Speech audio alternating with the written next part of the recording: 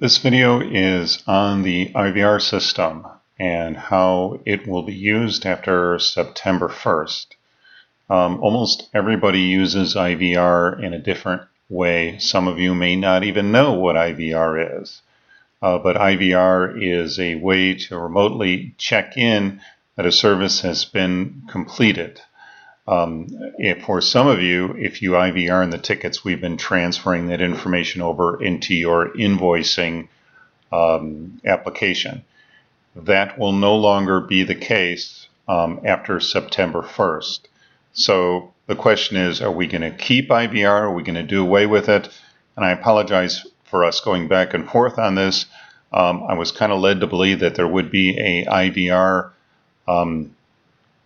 requirement going forward. There may be one day, but there is not now. And because we've had a number of problems with it, it seems to be working for some. Some folks love it, some people don't. The way that IVR will be available going forward is as a tool to you. You can either use it or not use it. As of September 1st, we will no longer be transferring any more of the IVR'd in invoices over to your invoice or your tickets over to your invoice application. So it will be your responsibility from September 1st going forward to populate your invoice sheet with your tickets. I'll go over that in a little more detail in another video, but this one is really focused on what do I do with IVR. So everyone has the ability to use IVR however you would like. It could be a very good communication system between you and your subcontractors and your crews, or it could be a means of ticket collection for you as well. Instead of having to physically go out there, you can have your subcontractors IVR in. I know that we've had some mixed reviews in terms of cell phones working. Sometimes it has to do with the type of connection.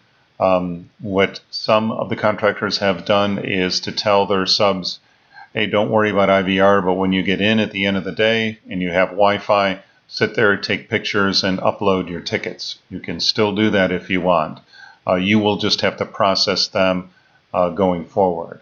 So I'll give you an example of how this can be used for you or for your crew. So this is that mobile IVR link. This is kind of a mini version. As I told you, this Zoho application will work equally well on a cell phone. This is actually formulated for a phone itself. So if you want your crews to communicate or you want to find out what's going on, or you want to have them send you a ticket, they can go ahead and fill this out just like they did before. They can choose a store number. When you select a ticket, depending upon the type of phone you have, when you click on this, it may prompt you to take a picture of your ticket. We can, for the sake of this, we can go ahead and we can just upload a ticket to this application. And then you can go ahead and assign it to your tech team. And whatever information that you put in here, you will have this information available to you as well. So, for instance, we talked about the responsibility of checking on the inventory of wax and stripper. You can even use this as well. You can put in here and you can say, you can do this in the field from your phone. There was only one box of stripper in the store, and then when they hit submit, this record will be available to you, and I'll show you how. When you go back again to your services, remember one of your applications was IVR. If you click on IVR, it will show you all of the applications that were sent to you from different people. So this was one that you notice I just typed it in and it's already available to you. So you, as the supervisor for your subs, can see what your subcontractors are doing by looking at these. And there's a little, you can have communication here. You can have them say which crew it was that was out there that did it, and they can attach their tickets. So beyond this, this will be static information available to you.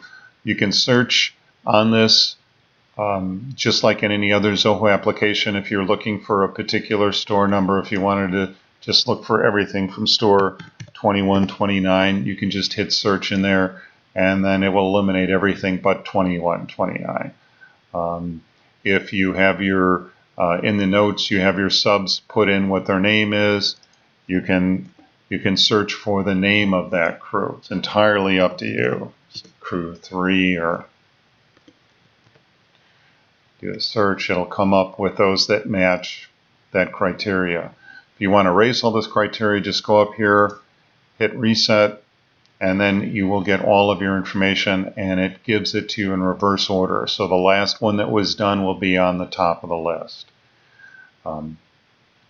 If you want to collect your tickets this way, or if you even want to IVR in yourself so that you don't have to deal with the tickets, you can take pictures of them out there in the field and IVR them in. You can collect your tickets that way, and then when you're ready to process your invoicing, you can pull this up, and if you just click on these, they will go ahead and they will download to your computer. So as you click on these, you notice down here that they are just appearing down below on your computer screen. On your computer, and they will appear usually in your downloads directory here.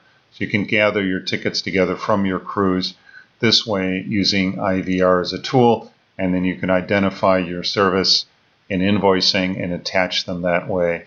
And I'll cover invoicing in another video. But this is the status of IVR. You will have this report. You can use it as a tool. You can tell your crews to do whatever.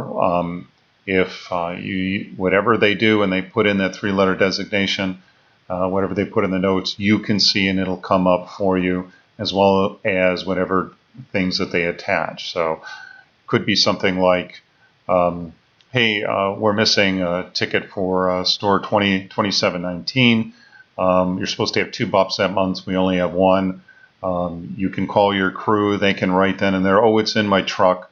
They can take a picture of an IVR in. You can grab it and download it and attach it to your invoice right then and there. So it'll be a powerful tool available to you to use however you decide. But again, as of September 1st, we will no longer be transferring that information. It will be information available to you, but from the BNC standpoint, we will not be using that information anymore.